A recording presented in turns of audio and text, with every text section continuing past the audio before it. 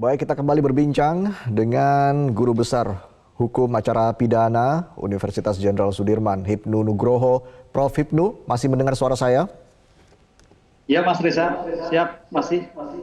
Baik, Prof. Hipnu, kalau kita melihat pengakuan saksi Daden dinilai berbeda dengan keterangan saksi Reza, adik dari almarhum Joshua. Daden dinilai berbohong, begitu terkait penggeledahan yang dilakukan. Apakah memang dua saksi ini, yaitu Reza dan Daden, perlu dihadirkan bersamaan, Prof?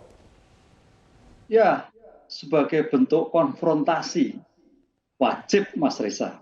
Jadi disinilah makanya, kalau memang ada saksi-saksi yang meragukan, wajib hukumnya hakim memanggil kembali untuk dikonfrontasi.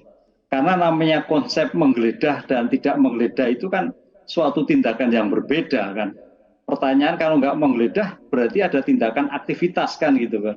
Aktivitas yang kemudian ada suatu kepentingan tertentu, bukan kecurigaan ya, kepentingan apa ya, itu ya ada suatu penggeledahan.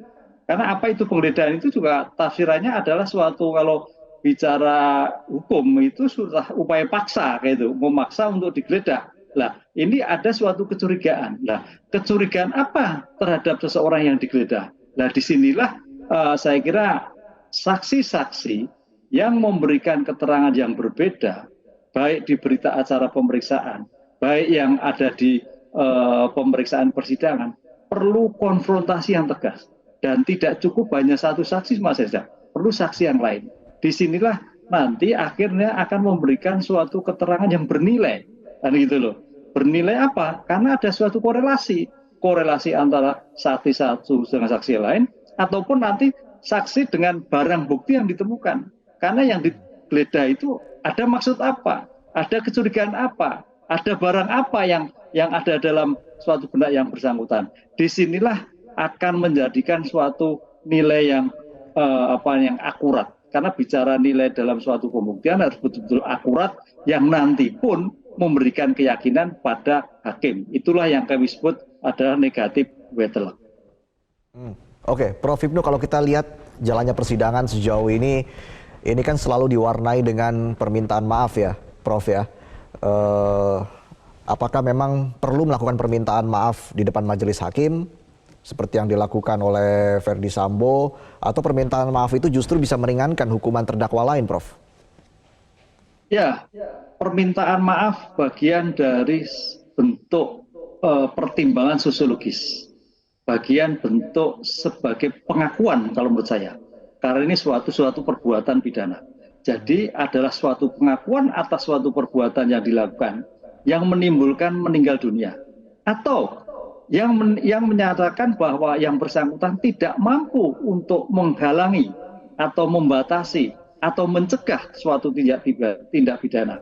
Disinilah nanti dengan permintaan maaf yang tadi itu adalah mudah-mudahan bisa memberikan suatu keringanan bagi hakim dalam menjatuhkan suatu putusan.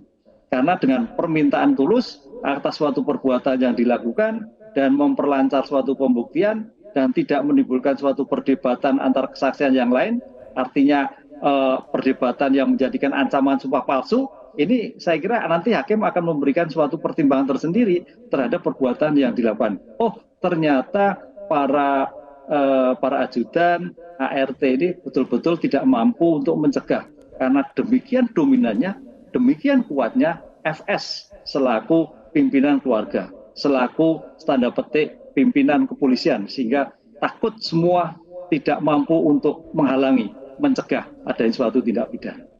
Begitu, Mas. Prof. Baik, secara overall, Prof, bagaimana Anda menilai saksi-saksi yang dihadirkan oleh JPU sejauh ini? Ya, saya kira dari ketentuan hukum acara pidana sudah sesuai, karena ini ada saksi-saksi yang dihadirkan oleh penuntut umum, saksi-saksi yang memberatkan. Memang tidak semua bisa memberatkan, karena rupanya saksi ini adalah tanda petik ada suatu kepentingan-kepentingan yang masih dalam suatu koridor sejawat kan itu, sehingga penuntut umum harus berhati-hati untuk menguak, jangan sampai kesaksian yang dihadirkan ini tidak mempunyai suatu nilai di dalam suatu persidangan. Baik, Prof. Hipnu, terima kasih atas informasi yang Anda berikan. Terima kasih juga sudah bergabung bersama kami di Breaking News Metro TV, Profesor Hipnu Nugroho, Guru Besar Hukum Acara Pidana Universitas Jenderal Sudirman.